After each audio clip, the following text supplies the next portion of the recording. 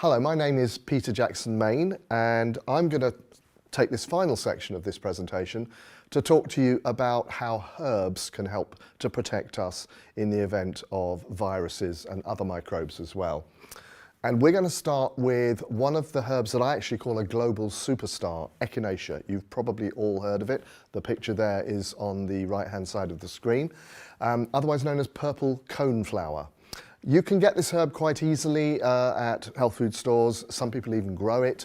You can use all parts of the herb actually, but probably it's the root that is most has the most sort of supportive properties that we need in the case of immune boosting. And one of the things that Echinacea can do is it can actually help your body to produce more white blood cells when you need them. It's not the kind of herb that we use every day, all day, day in, day out, or some people do. I think it's best used personally at time of need. So if you think you might be exposed to something, if you're coming down with something, that would be the time to use Echinacea. Now, just underneath it there, a herb that it's quite often partnered with, Astragalus. Now, a little word about Astragalus. Again, you can find this herb quite easily in health food stores. Sometimes you'll even find it in the same bottle, a formula as we call it, with Echinacea. It is a specific for the lungs and for building immunity, and it's also an antiviral in its own right. But there is a caution with this herb. You can use it long term to sustain immunity. I have a lot of elderly clients, for example, who use Astragalus through the winter months to keep them protected from the flu, particularly. But you shouldn't use it when you've actually got the flu. So if you think you actually have the virus, at that point you should stop using the Astragalus. Much less complicated than that, our next herb, thyme. Many of you might even have this in your gardens or be growing it in pots around your home. Obviously, it's a culinary herb. We use it a lot for flavouring, but it's also fantastic as an antimicrobial herb. Now, when we talk about antimicrobial herbs, we are covering the gamut of bacteria, viruses, fungi, and other things besides. So in other words, thyme is kind of universally effective at helping us to manage our terrain by keeping it microbe free. The wrong kind of microbes, that is. As Bobby said, there are some microbes that we want to encourage, those in the gut, for example. Now, thyme is also a good expectorant, as we say, and what that means is that it helps if you have a cough, it helps that cough to be productive.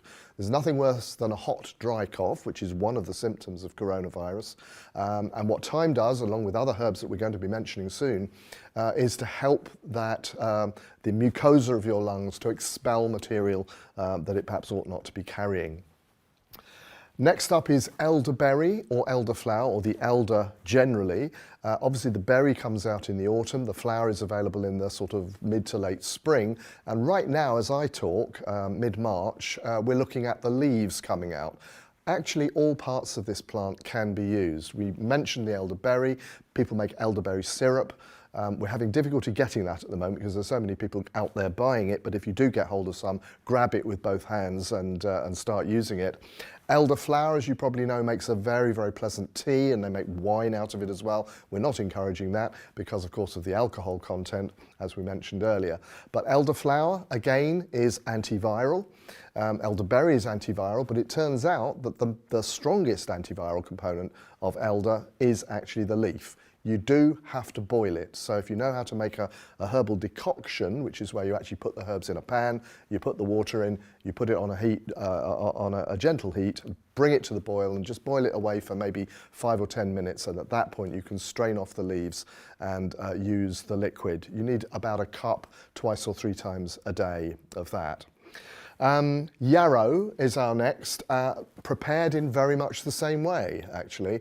And again, it's an antiviral herb, an immune supportive herb. And one of the ways in which yarrow works for us is that it helps to make us sweat. Now, you may think, why do I want something that helps to make me sweat when I've got a fever anyway? Well, the point of that is actually to bring it to the point where your pores open and the sweat starts pouring. That will actually cool you down, but also it will, as the Chinese say, release the exterior. So it helps the body to discharge toxins through the skin. Now, yarrow is particularly useful in the early stages of a viral infection. So when you actually have the fever, when you're feeling a little bit hot, your forehead maybe is a little bit hot, you might be running a bit of a temperature, that's the time to use yarrow. Our next herb is ginger. We all know it. We probably associate it more as a culinary spice. We add it to stews and soups and curries, etc., to help flavour it. It has a spicy, warm flavour. And in the context of viral illness, this is quite important. Spicy, warm, pungent flavours tend to help to break up mucus, for example. And as we've probably heard already, one of the features of the virus when it actually hits the lungs is that it starts to produce this very thick, sticky mucus, which is, as Bobby said, a breeding ground, if you like, for all sorts of microbes, but viruses including. And ginger also works to break up those mucus deposits, and this is why it's such a useful herb for use when we have that kind of respiratory tract issue. Very, very simple ginger tea recipe here. Cut a thumb-sized section of fresh ginger root, grate it, pour hot water over it, add freshly squeezed lemon juice, and there you go. It's as simple as that. You probably have to let it steep for maybe 5 minutes or so. It's a really refreshing and healthful and protective drink, very easily made. Now, if you think you've been exposed to the virus and you are starting to develop symptoms, at that point, the first thing, of course, you need to do is to inform your local health authority, who will give you the relevant advice, and of course self-isolate. But it's at this stage, at the onset of symptoms, that you could also start using herbal tea. And my absolute favourite here is the one that we've got on the screen at the moment: yarrow, elderflower, peppermint with a little bit of fresh grated ginger. Now, we've met yarrow already, we've met elderflower already. Peppermint, very easy to obtain. You could even go out and buy peppermint tea bags, actually. Tear the tea bag open, empty the herbs out, combine them with the yarrow and the elderflower. Equal parts will do fine. Place a couple of tablespoons full of the dried herbs for every 2 litres of water. So you need quite a big teapot or a big jug to make this in. Literally, you just put the herbs into the jug, pour the hot water over, and let it steep for something like 10 minutes. You can then add your fresh grated ginger, just like we did in the last slide. Make a large pot, and the trick is to just keep drinking it. It will make you sweat, you cool down, you heat up again maybe if you've got a fever, then you drink some more. So you just literally keep drinking it. When you finish that pot, make another one. It's as simple as that. And you can actually spend the whole day. Now, well, what you're doing when you're doing that, of course, is resting. I actually think it's quite a nice thing to do. Find a good film, something to entertain you, a book or something like that, but just lie down on your sofa, make a nice pot of tea, keep drinking it. Don't eat too much when you're doing this. You can eat lightly after a few hours if you want, but it's best just to let the herbs do their job. So on the next slide, we're going to have a look at the fire cider, which is something else that you can bring in at this stage. But before we do that, I want to go through a few hydrotherapy routines. Hydrotherapy simply means therapy with water. And the first of these is the hot and cold shower. It's easy to do. You have a shower in your home. Most of us do. You don't have to go super hot and super cold, but warm and cool will do. But it's the alternation between hot and cold that's going to move your circulation, move your lymph, and again, enable your immune system to work better. Now, the way that we do this is we go something like 20 to 30 seconds with warm, and then we go 20 to 30 seconds with cool or cold, and we alternate that maybe 5 or 6 times. So in all, it takes about 3 or 4 minutes to do. Not a very big investment of time. One of the advantages of this is that, as I say, it moves circulation. If you can think about it this way, if you put hot water on the skin, it'll go red, the blood will come to the surface. If you put cold water on the skin, the peripheral circulation will close down, the skin will go pale, and you can then imagine that the blood is actually moving deeper into the tissue. So what it does is it moves blood backwards and forwards between the surface and the deeper layers. If you do that on a whole body basis, it's a really effective circulatory therapy, and one that, as I say, makes sure that your immune capacity is moving around your body in the way that you want it to. The next one is Epsom salts or salts baths. Epsom salts is my favourite because it is actually magnesium sulfate. And you may know that magnesium is a mineral that we use very much for the purposes of relaxing, helping us sleep, helping us to unwind, release tension, etc. So you can get it as a supplement, and actually it's not a bad idea to get some magnesium if you are feeling a little bit tense and wound up over this whole issue. But having a relaxing bath is also a really good way of unwinding, and it does allow your body to absorb some of the magnesium from the water and also to excrete the waste products through the skin again. Magnesium will almost, again, it will open up the pores and it will almost pull the toxins out through your skin. Just a cup of magnesium salts in a bath is enough, and you can get magnesium salts in most supermarkets these days for the purposes of bathing. The next one is dry skin brushing. For this you need a special kind of brush. It's a stiff bristle brush, not too stiff because it'll be a little bit harsh on the skin. You can buy them online, you can buy them in stores. They're quite easy to find. And I like the ones with the big handle. They're like a loofah, if you like. They have a big handle so that you can get to difficult to reach areas around the back, for example.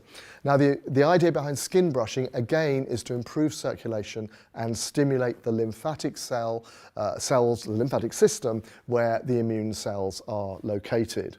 Now we start from the feet, it says here, but I would start from the extremities inwards. So you can go hands up the arms, around into the chest like that, from the feet up to the legs again, get into those difficult to reach areas around the back with your long-handed brush, and then ending with circular motions around the abdomen in a clockwise motion. Now what this does is it works in the direction of the peristaltic flow of the bowel. We're going to be mentioning the bowel in a future slide and why it's particularly important to keep your bowels active, but this can also help to keep your digestive system going, moving correctly as well. Another thing you can do, which comes into the hydrotherapy category, is chest compresses. Now for this you need something a little bit pungent. I suggest onion. This is an old recipe that actually literally my grandmother did teach it to me. And what you do is you get a few onions, you chop them up, you boil them a little. You don't want to sort of cook them up too much, but because they'll lose their potency. But you just bring them to a boil maybe and then allow them to sit and soak in the water. You can then soak a cloth in that, apply it to the chest, and the pungency of the onions will help your chest to break up those mucus deposits that we talked about before. You could also use ointments in the same way. I don't know whether you've ever heard of tiger balm. It's a kind of pepperminty, camphor, eucalyptus, that kind of thing. Usually given for, as smelling salts, if you like, for sort of opening up the upper respiratory passages, but also really, really good rubbed onto the chest to help with congestion on the chest. So here, as promised, is our fire cider. Now, I was taught this traditional remedy for respiratory tract complaints as the plague tonic, so it seems somehow appropriate in the current circumstance. It's to say it's warming is an understatement. It is hot, spicy, and it cuts through the mucus. This is what I really like about it, particularly in that stage of getting a cold, for example, or a respiratory tract infection when you're producing a lot of phlegm, it's stuck in the back of your throat, you don't seem to be able to move it or cough it up or anything. This is a fantastic remedy for helping out with those kinds of situations. You need 5 herb or spice ingredients, and you need organic, fresh pressed apple cider vinegar. Equal parts by weight of garlic, ginger, chilies, the hottest you can get, onion, and horseradish. Horseradish, by the way, is also extremely pungent. If you've ever had horseradish, I understand, I'm a vegetarian myself, but I understand that it's a partner to roast beef. And one of the reasons we choose spices to go with certain foods is because one of the things they do is they get your digestion going. They stimulate better digestion, and that's almost like a side effect of this particular recipe as well. So it has many, many health benefits for us. So we chop these spices up. Be a little bit careful when you're chopping them up. You know that onions can make you cry, or some of these other ingredients will also have pretty strong effects as they start to release their properties into the atmosphere. So maybe even wear a mask, particularly with horseradish actually. It can be quite heady stuff. So when you chop them all up, pop them into a jar. Now choose the size of jar, obviously, according to how much you're making. You can make a big batch of this up all at once, or you can just make small quantities according to need. I would recommend anybody, any household with an interest in maintaining health naturally should make fire cider once a year in a massive batch, keep you going the whole year, and have some for your friends and relatives as well. So put it in the jar, top it up with your apple cider vinegar, and then basically seal it. You can get a Kilner jar or something like that with a sealable lid. Shake it up once or twice every day. Strain it out after 2 weeks. So the pulp gets strained out. What's left is your fire cider. The dose, simply, if you are suffering something, 1 teaspoon twice daily, and you can put it in water if you prefer. It is very strong. It will blow your head off the first time you try it, but you'll get used to it and you will really appreciate its properties. It warms the whole body up from the inside. So if we are experiencing the effects of a virus which has gone inside us and it's making us cold and sticky, then having something warm that's going to break up that mucus is absolutely the best thing. Now the danger period is when the infection goes deeper into the lungs. It's now gained access to where it wants to go. Remember that Bobby told you that it was targeting the lungs, this particular virus. So it's got there and it's started to do what it does. This is the point at which we need really to be breaking up that congestion. So here's a few ideas additional to that. We talked about the fire cider in the last slide. That can definitely help, but there are a few other things as well. Particularly if perhaps you're a little bit sensitive to pungent things. Now what I've got here is a sprig of thyme. You probably want a little bit more than this, but you need to break it down a bit. This is fresh thyme, and the leaves are, as you see, the sort of green tips there. They're quite fresh. In order to release the oils from these leaves, you're going to have to break those leaves down a little bit. So the way we do this is simply by rubbing them between the palms of our hands before we then put them into the teapot or into the cup where we're going to be making the tea. And just have a quick smell after you've done that. And actually, when I first got this, when I first picked up this sprig, I put it to my nose and I could not really smell anything at all. After I've rubbed it, the smell is really quite strong, and it's the volatile oils in the thyme that have antiseptic properties, antiviral properties, and also, as we said, help to break up that mucus and allow the lungs to expel it. So you put your sprig into a cup, pour boiling water over it, let it steep for about 5 or 10 minutes and then drink it. And you can have 2 or 3 cups of this every day as well. You can do pretty much the same thing with the yarrow. We talked about the yarrow. Again, if you know how to recognize this herb, please make sure that you do. Work with somebody who knows the herb itself, or if you know, that's absolutely fine. Look it up in a book maybe, but be careful when you're picking herbs wild. Yarrow is very, very abundant in our countryside around here. I'm talking from the UK at the moment, and it's about to come into season as well. You need a large bunch of this. Put it into a pot and cover it up with water. You can use freshly boiled water if you want. You want to bring it to a boil, very gently simmer it away for 5 minutes or so, and then you can strain out the herbs and use the liquid. With yarrow, you're looking to have maybe a cup of this 3 times a day. Other teas that can help, spicy cinnamon blends. Some herbal teas that you can buy in the stores will have cinnamon in. I'm thinking about the spicy blends, the digestive blends, the yogi teas as they call them, very often will have some cinnamon in. Licorice is another herb that we use. Don't go out and buy licorice all sorts. They have too much sugar in them and they won't do you much good medicinally. But if you can get cinnamon quills, then you can actually break these up and put them into teas as well, pour boiling water over them, or even just mix them with your thyme or your yarrow or whatever else you're preparing. Mullein is another herb that we quite often use in this context. Again, it's a herb that helps to bring up phlegm so that the body can expel it. Mullein is often known as Aaron's rod. I'm talking about it because many of you might actually have this plant in your garden. It's a very popular garden plant as well as a wild plant. And it's either the flowers or the leaves, the young leaves of mullein that we would be using. And again, the same thing applies. You're just picking the amount that you want, rubbing it gently to break down the leaf material or the plant material, and then pouring your boiling water over the top of that. And also, of course, at this stage, you're going to be following the guidance that we covered earlier with Rian on nutrition. For my money, once you get to this stage in a viral attack, it's best as far as possible to go liquids only. Now, there's a lot said these days about what we know in terms of stress undermining our health in all sorts of ways, and we know a fair amount about this now. It's fairly well recognised medically that stress is a killer and that it undermines our immune system in particular. And one of the reasons for this is because when we're under stress, we release a lot of a particular hormone called cortisol, which literally suppresses very important sections of our immune system. So managing stress becomes really important when we're wanting to fight infections and stay healthy.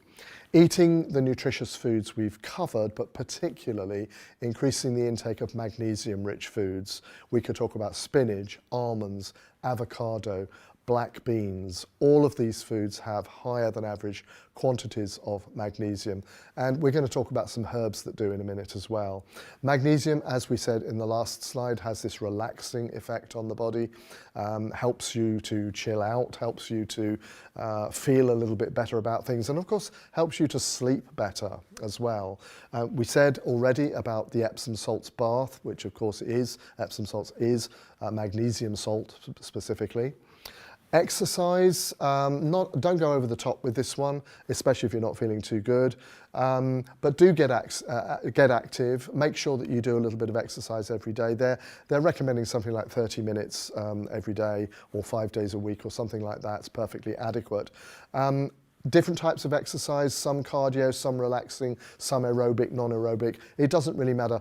I think where exercise is concerned, we're all busy people. It's best to do what you enjoy. But remember that your circulation, particularly your lymphatic circulation, will move better if you move. And abdominal breathing exercises can also help. Abdominal breathing exercises, if you're breathing really deeply into your abdomen and then pushing the diaphragm up when you breathe out, there's an anatomical feature called the thoracic duct, which goes through your diaphragm, and it's the main lymphatic vessel in your body. And what happens when you deep breathe is your diaphragm moves up and down, massaging this duct, this thoracic duct, and enabling your lymph system to move around the body more effectively. And all exercise will do that to some extent. We also could mention rebounding in terms of exercise. You know, the little mini trampolines, the one-person trampolines, great fun to do, put some music on, bounce around for a bit. But any kind of exercise will help to move circulation and move lymph in particular. We were just talking about magnesium, which of course is one way that we could help to promote good sleep. But it's important to realise that sleep is one of the ways in which we can look after our immune system. A lot of immune functions specifically take place at night when the body is at rest, and the immune system can get to work on fighting viruses and bacteria and anything else that we want it to, basically. Specific immunity, that part of our immunity which learns by meeting pathogens, viruses, etc., and educating themselves about these things, will activate specifically at night. And one of the things that happens at night, we mentioned cortisol in the last slide. Your cortisol level drops in the evening so that you can sleep. If you have too much cortisol in your body, you won't sleep well. And when you wake up, hopefully there's enough cortisol suddenly released in order to get you to start your day and be effective. But overnight you don't want it. And that's one of the reasons why good sleep helps in maintaining a good immune system. So one of the things it does is it increases levels of white blood cells, particularly the natural killer cells or NK cells, which defend the body against infection. And it regenerates our body in all sorts of other ways as well. How much sleep is enough? It obviously varies from individual to individual. I reckon we're talking about 7 to 9 hours of good quality sleep for optimizing your immune system. And we're going to be talking about a few other ideas, particularly herbal ideas, that might help you with this in the next slide. The last thing you want to be doing when you want to sleep well is to be stimulating your nervous system. So please try and avoid coffee, particularly. Any other stimulants, caffeinated teas are included in that, Coca-Cola, anything with caffeine in it, or other stimulating products, energy drinks, for example. Alcohol will also upset your sleep. Alcohol in the first stages of ingestion tends to be, it is a relaxant, but it can also be a stimulant in the sense that it sort of gets you going. After a while, of course, it will lead to a sort of torpor, if you like, a sort of drugged state. And that's not good for sleep. You may think it's good for sleep, but actually you won't sleep. You won't have good quality sleep if you're drinking alcohol just before you go to bed. Herbal teas are particularly good. And the ones that I've highlighted for you here are passion flower, a traditional sleep remedy and a really, really effective one. Valerian, often used, need to be a little bit careful about that, can vary from person to person.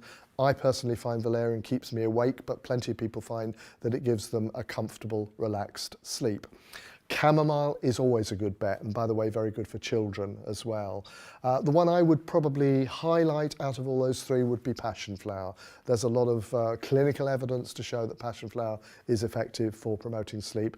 I find it does a very good job, especially if you actually find it difficult to get off to sleep. Have a passion flower tea, or if you can get it, tincture of passion flower, and you want to take about a 5 ml dose of the tincture or 1 cup of the tea just before you go to sleep. That should ease you into a nice, relaxed, comfortable sleep. Now, one hormone we do want in our systems at night is melatonin. It's the sleep hormone. So one of the things we could do is to eat cherries, which contain melatonin. There are a few herbs that also contain melatonin. I'm not going to go through them here because they're specialist use, really. But consulting a herbalist might be a good thing to do if you really want to follow through with herbal treatments for this or anything else. Obviously, put your mobile phone away, switch your TV off, put your iPad away. This will also tend to lower melatonin levels. One of the things that lowers melatonin levels naturally is when you wake up in the morning and it's light.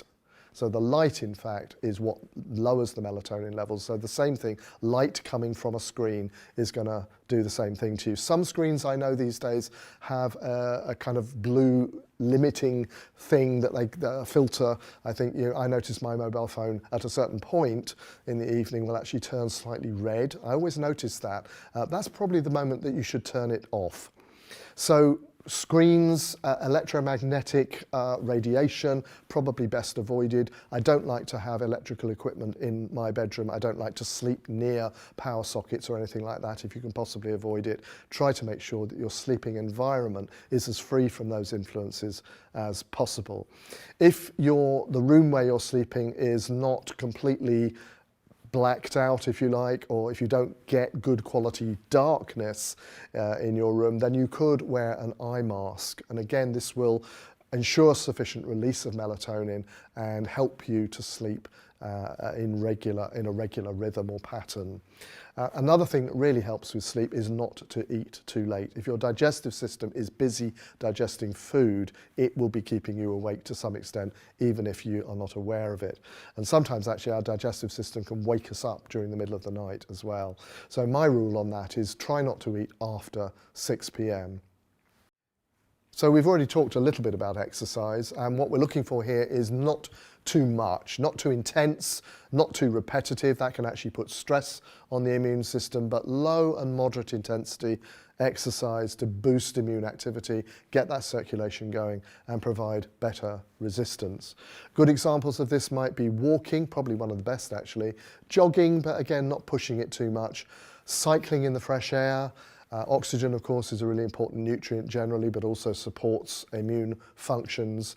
low to mid-intensity weight training. You don't want to be pumping iron or anything like that, but free weights done on a fairly moderate scale would be also good. And then of course we've got the anaerobic types of exercise, yoga, Pilates, stretching, Tai Chi we might mention as well. All of these will help your body to maintain its resistance, its suppleness, and its general tone and condition. Now, a very wise and famous man once said, "Let thy food be thy medicine, and thy medicine be thy food." That was Hippocrates, the father of medicine, as we call him. And here's a recipe for an immune-boosting soup, which is not only effective, but also delicious as well. So the ingredients are on the slide here: a kilo of carrots and or sweet potatoes. And if you're not European, by the way, a kilo is about 2 pounds.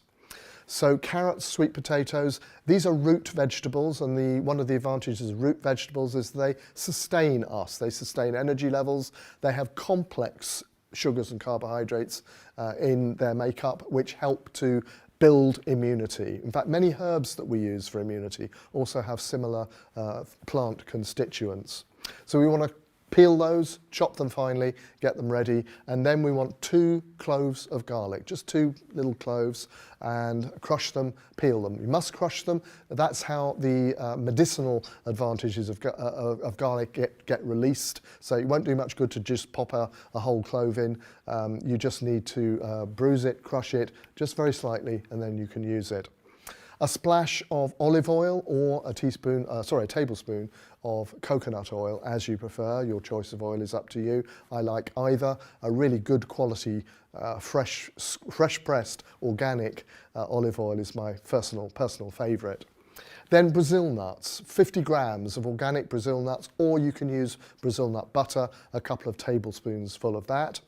750 ml to a litre of vegetable stock. Now, you can make this yourself through vegetable offcuts. That's the long way round. Of course, you can also buy vegetable stock in the shops as well.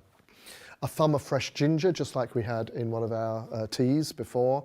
The same amount of fresh turmeric.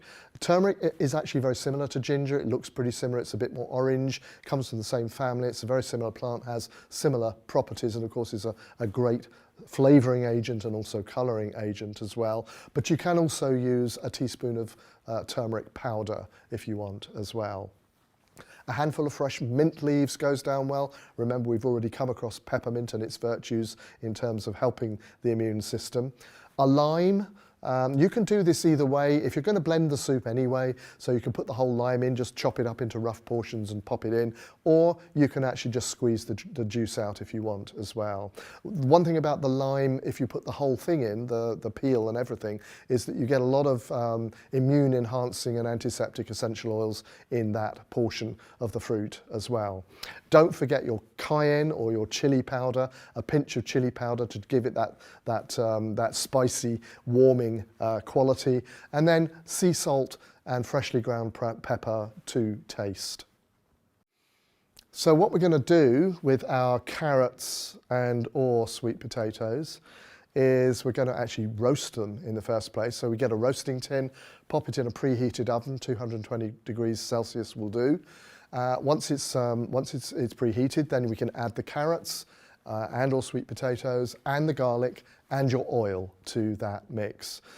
Toss it around a bit, add your seasoning, your salt and pepper, and then pop it in to cook. You need to keep an eye on this. You need to cook it until the carrots or the sweet potatoes have started to colour up, and they need to be tender. You can maybe just take them out from time to time and check how they're going. Try just pushing a spoon down onto them and seeing if they crush nice and easily. Once they're there, we warm up the stock, and then we put the carrot sweet potato mix into a blender and add the stock splash by splash whilst blending it or whizzing it at the same time until you've added all the stock. What you're aiming for is a thick, smooth, creamy mash. And at this point you can put your cayenne in, a little pinch of cayenne pepper, and just to offset the heat of that, a handful of fresh mint, and then whiz that round again a little bit. Trickle and whiz in enough stock to get the soup as thin or as thick as you like, seasoned to taste, And finish with a slice of lime or lemon juice is a really nice finishing touch.